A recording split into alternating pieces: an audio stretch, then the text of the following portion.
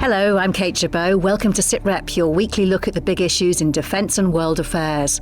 This time we're on board one of the Royal Navy's smallest vessels on exercise in Norway, building its capability to protect the UK's waters and shores. So our commanding officer for the squadron wants us to become more operational based. We can get into a lot smaller places, deeper into the fjords than the frigates and 45s can get in there. Also on Sitrep, turning science fiction concepts into reality. The RAF officer in charge of its next generation of combat air power tells us how Tempest is taking shape. A long-range, highly survivable next-generation platform with really quite impressive networking capabilities into other systems. But I've seen the designs as you might expect, and I'm hugely excited by them. It really is a brilliant thing. And learning the lessons of Ukraine and Gaza. As NATO builds up its military might, how will it be ready not just to fight, but protect civilians? It is essential. We cannot think that we will protect 1 billion of the population without thinking that this is our objective, so the safety of the population. Sitrep with Kate Gerbeau and Professor Michael Clarke. Mike, we often talk about the Royal Navy's carriers, destroyers and frigates operating on oceans across the globe. It's not so often that we mention the smaller vessels operating much closer to home, actually doing arguably the most important job, trying to keep our own shores safe. Yes, and there's a lot more attention on that these days as we think about the threats to the homeland, which have increased because of the increased danger of hybrid warfare in relation to Russia and also partly to China. And so we have this class of Archer-class patrol vessels. I think there's about 14 of them, and they've got quite a big job to do because, I've been looking in some other work I've been doing at our vulnerabilities on pipelines. We have 5 big electrical pipelines coming in from the continent and about 4 more in development and a couple of pipelines that go from here to Ireland. We've got about 3 big gas pipelines with another couple being built.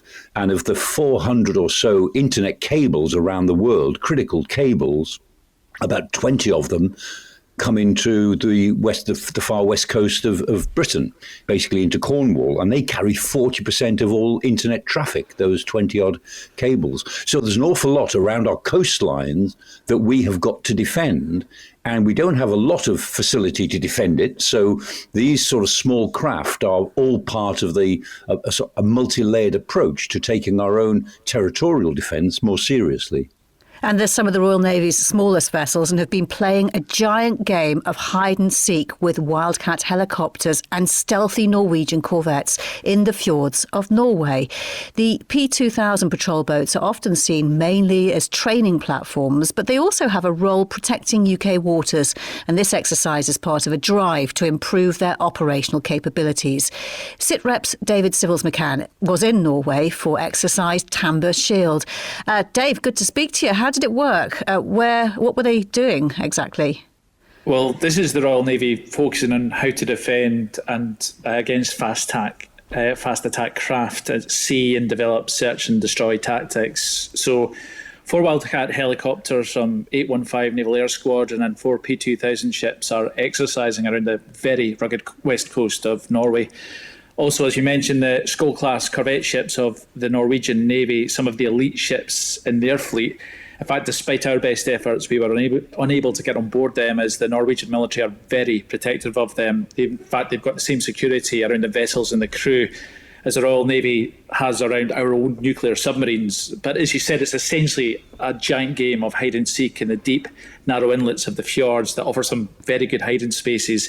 The P2000s and corvettes took it in turns to work with the Wildcats to hunt one another during the exercise, to develop their abilities to work together in this area of coastal security, as Commanding Officer of HMS Biter, Lieutenant Sophie Tulloch, explains. So we're currently hiding in a fjord at the moment, working with HMS Exploit and one other Wildcat from 815 Naval Air Squadron in order to locate and destroy 2 of the Skjold-class corvettes.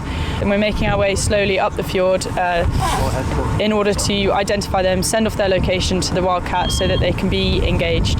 They're very sneaky, they're camouflaged, they know the areas like the back of their hands. They do all their training around here. So for us, it's very much a real life scenario in terms of operating in a new area, out of our comfort zone, far away from home. And Dave, you were on board HMS Biter. What was it like?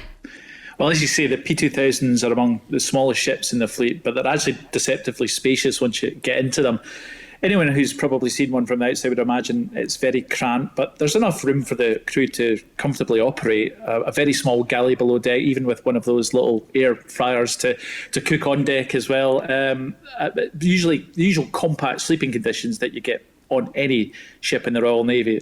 Most of our time was actually spent on the top deck where the ship is operated from, and it can get very windy on these vessels.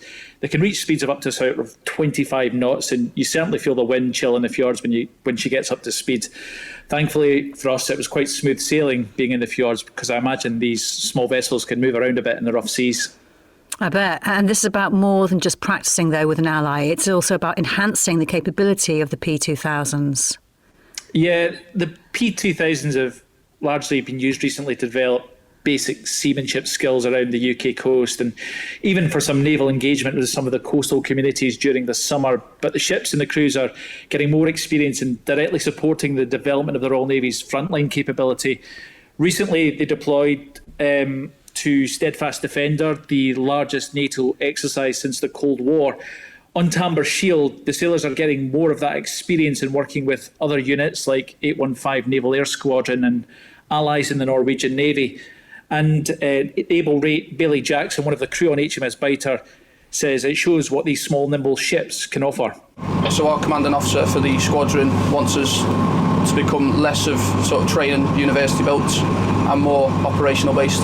We can get into a lot smaller places, deeper into the fjords than the frigates and 45s can get in there. So we can actually go out, deploy units to the ground. We've got a couple of extra sort of personnel on board, gives them a bit of training into what the Navy is like and how we can impact the operation going forward. Now, the ships are part of the Coastal Forces Squadron, and this is the ships getting back to the tradition of that squadron and helping provide security around the coastal waters of the UK and northwestern Europe. And as Mike said, this is an area of particular interest with a lot of Russian activity in the region. And while the P2000s have been focusing on that sort of university training mission in recent years, this is them really stepping up to play a larger role in supporting the maritime security mission around the North Sea. Mike, just give us some context here on the P2000s. If they are to step up, how can their role be enhanced exactly?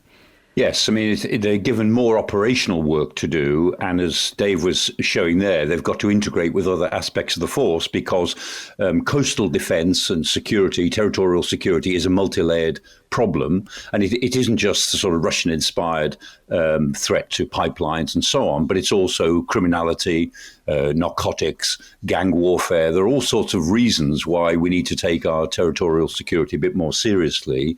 And that's a job for the Navy and the Air Force and some elements of the Army and the intelligence services. But at the moment, you know, the Navy is working very hard. More or less every naval asset is being worked a lot because the Navy is very busy. So I think it's absolutely right that the Coastal Forces Squadron, these Archer P2000 boats, will do more. They're very good. They're very good, and they're very flexible.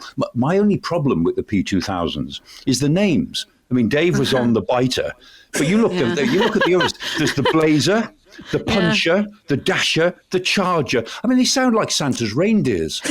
Who makes those names up? Honestly, Mike, where do they come from? I don't know. Somebody with a sense of humour. Because if you add one of the bigger offshore patrol vessels to them called Rudolph, you'd have the full set. Because the thing is, when I was reading the script, I said biter, bite as in bite. Yes, bite as in biter. Okay. Yes. Anyway, moving on, Mike. Just thinking geographically, the fjords, they're a pretty good match for the P2000's role patrolling close to Faslane, aren't they? Where the nuclear subs are based. They are, and one of the jobs that they do is actually look after the channels as the bombers come in and out, which is a very sensitive moment, of course. The bombers, the nuclear submarines, as they come in and out of the Firth of Clyde in Faslane, those channels have to be protected, and they're protected in all sorts of ways that are, fairly classified. But the Archer-class boats have a role to play. each time one of the bombers comes in and out, and that's pretty important. Dave, what about the Fleet Air Arm's Wildcat helicopters? What's in this exercise for them? Well, again, the Norwegian fjords offer a great location for these aircraft to enhance their ability to provide that coastal security. The role is carrying out warship protection, surveillance and intelligence gathering. Finding these small, fast ships like the P2000s and the corvettes are a big challenge in the fjords. I was actually lucky enough to get on board one of the Wildcats for a flight during the exercise, and from the air you really get a sense of just how challenging this coastal terrain is and how fighting these small, fast vessels is by both air and sea. Commanding Officer of 815 Naval Air Squadron, James Wood, says this exercise is a really great test of their abilities.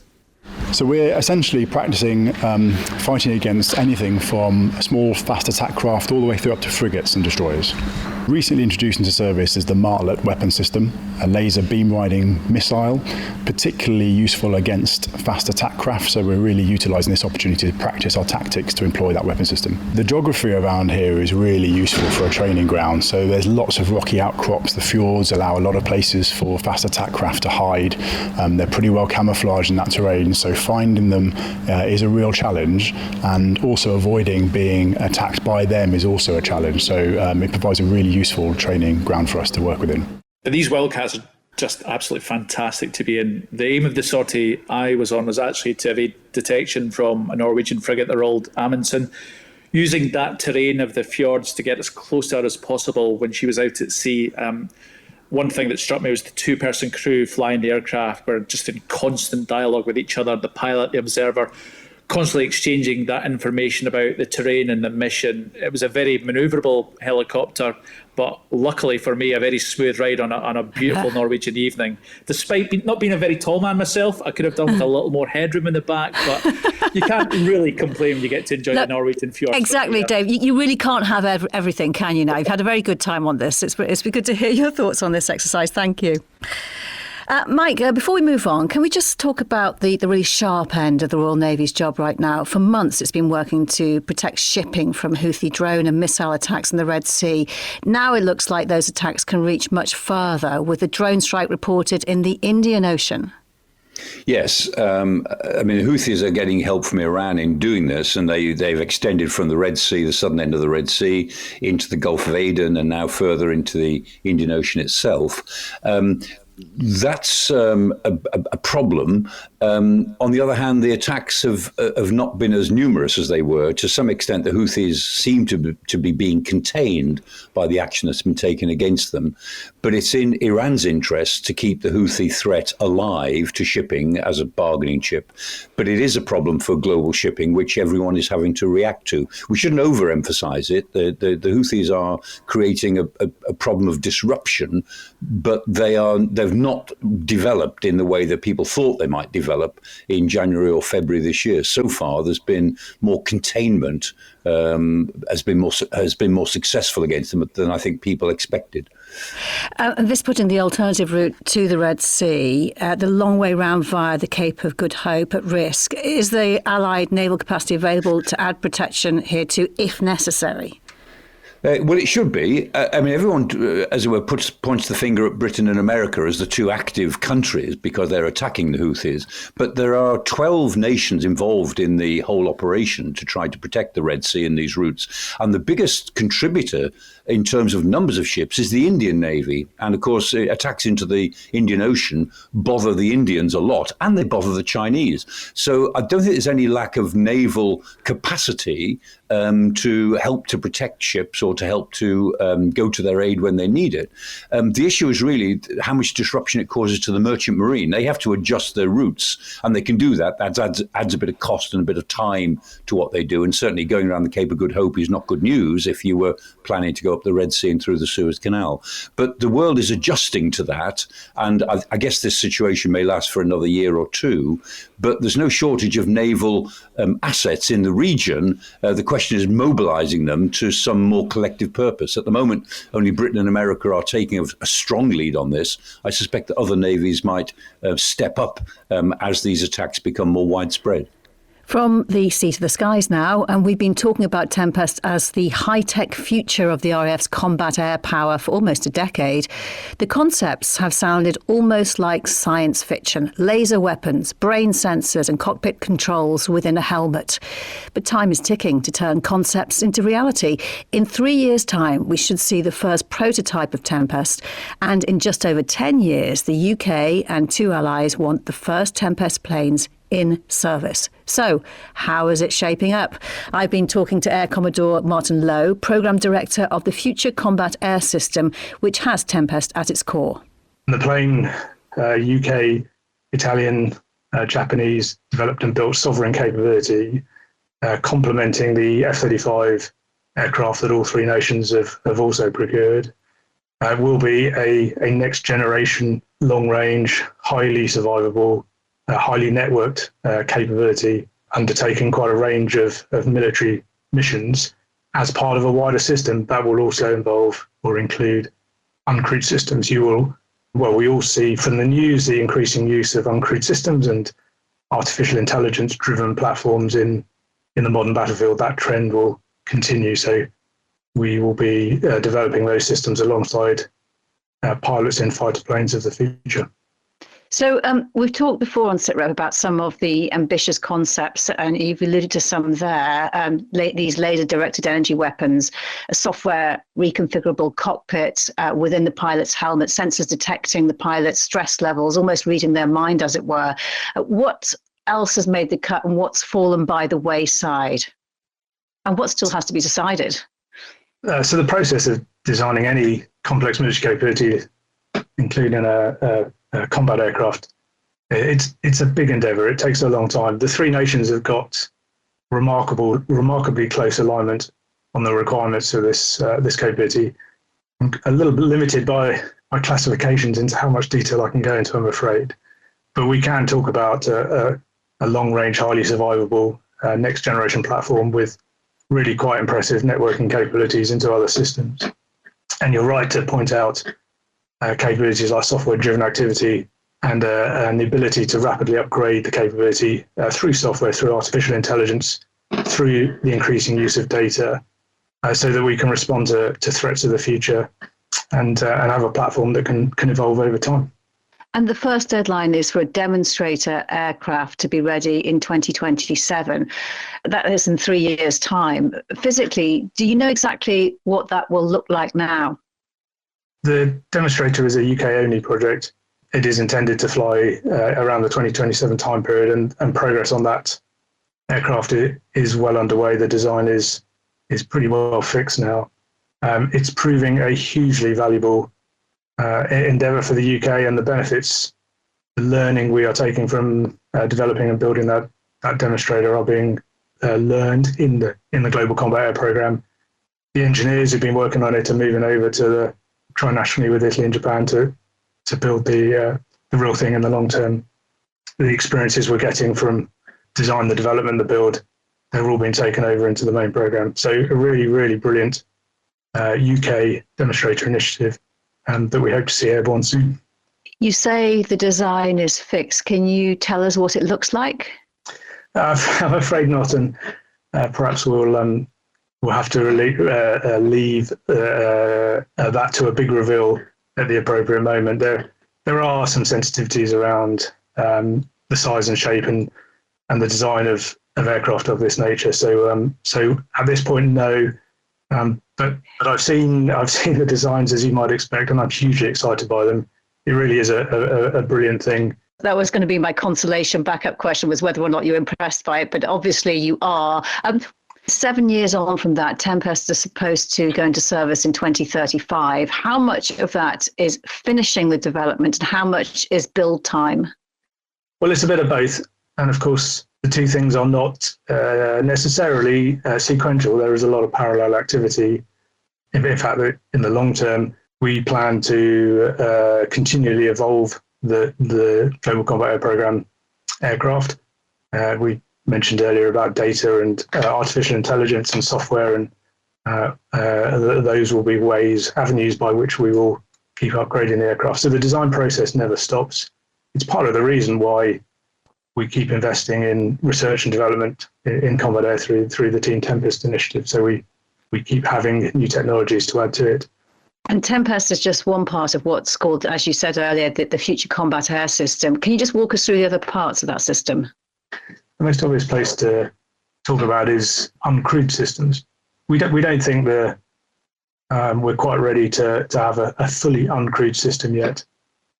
So we envisage the future system to be a mix of crewed piloted planes in the traditional sense and uncrewed systems alongside it.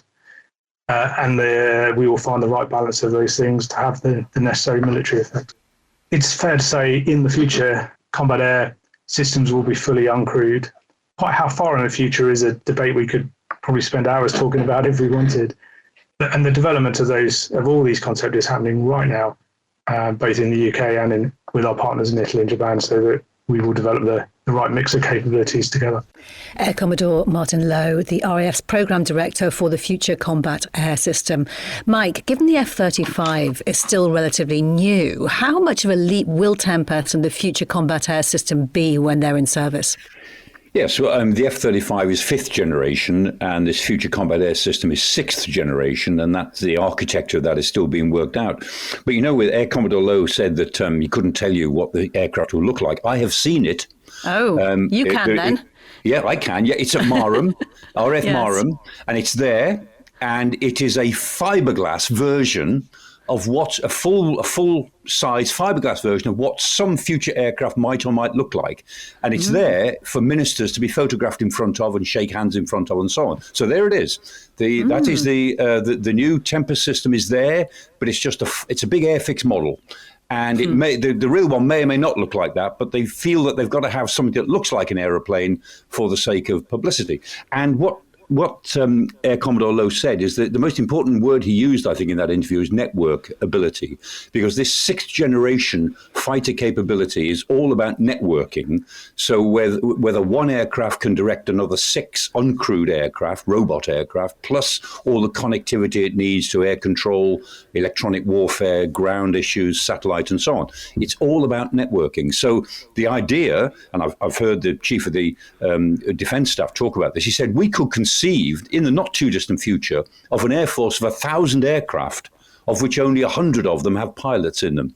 We could think of a navy of 600 ships, of which only 50 are crewed ships. That's the sort of thinking that we are moving towards robotics, where a number of aircraft are used and operate like any other fighter, but only 1 or 2 pilots are involved in directing 10 or 15 aircraft. So could Tempest be our final ever crewed fighter jet? Do you think the next generation after that could really be UAVs only? Well, interestingly, the Air Commodore Lowe said that ultimately that's the route we're on, but he wasn't sure when it would happen. I wonder about that. I mean, I'm sure he's ultimately right. But, one of the things that always strikes me is that when you look at warfare, there is always a cutting edge of technology, because all technology gets used in warfare one way or another. But when wars take place, they're not usually only about the cutting edge technology. They also stretch back at least a century, sometimes 2 centuries, in terms of the technology. And so when you look at wars, when they actually take place, they usually involve a range of technologies over decades and decades of development. And the first American aircraft carrier I went on in the 1980s was the Nimitz. And looking at the Nimitz then, that was state of the art, and it was astonishing. It looked like something out of the Star Wars or Star Trek. It looked like the Starship Enterprise in some respects. But in other respects, there were big Bakelite switches, things that looked as if they'd come from Dandare in the 1950s. You saw machinery with big levers on them that had to be pulled. And you realise that even on an aircraft carrier like that, you're dealing with a range of about 50 years of technology, from what was around 50 years ago, which still works, to what is 21st century stuff, or this was 1985, but looking towards the 21st century, the best that technology could provide. And so I think when we think about cutting edge technologies, we've also got to be aware of the long technological tail that warfare also involves. There's much more from my conversation with Air Commodore Martin Lowe, including the race to stay ahead of our adversaries and the big question, will it come in on time and on budget? That's all in an extra edition of the Sitrep podcast, online now. News, discussions and analysis. This is Sitrep. Now, military power has a number of different jobs. It is to deter conflict. It is also to defeat your adversary in the event deterrence is not enough. But ultimately, it's about protecting human life. Amid the warnings we're in a pre-war era, the NATO alliance is updating its strategy for delivering human security, just as it's updated its strategies for combat and deterrence. Human security was central to discussions among senior officers on the recent exercise Eagle Eye in Italy, ahead of the new Allied reaction force standing up in a few weeks. A keynote address came from the NATO Secretary-General's Special Representative for Women, Peace and Security, Irene Fellin, and she also spoke to Sitrep's James Hurst.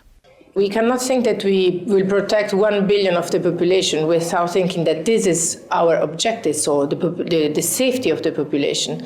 So it's not an add-on and not something that we can consider in the way to achieve our strategic objective. This is a kind of a lens that we have to put in front to achieve the strategic goal. You talk about human security policy needing to update, to reflect how security landscape has changed. What needs to be updated? How does that need to change? So human security approach at NATO is an umbrella of 5 policies. It starts from protection of civilians. It covers also children and armed conflict, conflict-related sexual violence, combating trafficking against human beings, and cultural property protection. So under this umbrella, there are 5 policy areas. And protection of civilian is, I can say, that the most important one is the one that covers a little bit everything. This policy at NATO was developed in 2016 in a period where we were heavily present in Afghanistan, so our work was driven by a crisis management approach. Today, the security environment has changed, our own posture has changed, so we have to reflect this change of the armed forces, the change of our strategy with the new regional plans, and to see how the alliance would have to be prepared to respond on a possible intervention on our own territory. What do you think the changed security environment, how do you think that is most going to impact the way human security is delivered? It's very important to connect the work of human security with resilience. So those are the 2 areas that have to come together when we look in a different type of intervention, not outside of the area of responsibility, but on the alliance territory. This means that really look into how we will have to defend our population on our own territory, and to think that the resilience dimension of the population is important. So it's not only defending people, but defending the status and being ready to respond and to resist to the enemy. And you also have a very specific responsibility for women in human security. Just explain that role and how you deliver that within NATO. Indeed. So those are 2 different areas, but they are very much interconnected. So the Women, Peace and Security agenda is based on Resolution 1325, a resolution that the United Nations adopted in the year 2000. 2 main messages of this resolution is that conflict and wars affect men and women in a different way, with a disproportionate impact on women and girls, due to the different roles that we have within the society. But the other very important message is that women play an incredible role as part of the conflict and peace cycle. So what do you need to do is to create the right space for women to take part in conflict management and resolution. And at the same time, when we look at the need to protect women, and this is where the areas are interconnected with protection of civilians, we need to understand what the specific security needs of women are. We will never achieve our goal and protect the population thinking that the population is one unicum. We are different, so women and men and boys and girls and all individuals, they have security needs that are specific and distinct. So we as an alliance across all NATO enterprise, we need to integrate this consideration of the gender lens, of the different needs of the population to make sure to support them and protect them when it's needed. What are the most significant different security needs for women and girls? It's the way in which we live the space. It's where we have to go is how we move in the city. When we talk about urban warfare, this is the kind of scenario that we are discussing even here in these days during Eagle Eye, is to understand where women could be more vulnerable. And the first thing that certainly comes into my mind is conflict-related sexual violence. Unfortunately, we could see in the past, but we see again and again that in each and every conflict and wars, women and girls are unfortunately the first target in terms of conflict-related sexual violence. They are survivors, and it's very important that the military understand this as part of the human security environment to be able to prevent and protect women and girls from these attacks. When you have politicians across Europe warning that we could be on the edge of war, that we are in a pre-war era, to quote Britain's Defence Secretary, how hard is it for you to get people faced with that overarching potential threat to build in issues of human security and then specific issues of human security for women and girls? I will be honest, it's not always easy. It is easier for us to talk this at political level. We are an alliance of values. We, as promoting gender equality and looking at the well-being of the population, having this human security approach is very high on the political agenda. But it's true that once we start entering in different phases of the work, the urgency is to do something else. So my role and my responsibility is to bring these two dimensions together, as I said at the beginning. And this is why I'm here. I found here today a very privileged environment where there is no need to advocate too much, because there is the willingness to continue work on human security that the NRDC has already started in the past years. But it's certainly important to connect the dots and bring all the elements together, because it's so easy to forget about this dimension when we think about entering into the war.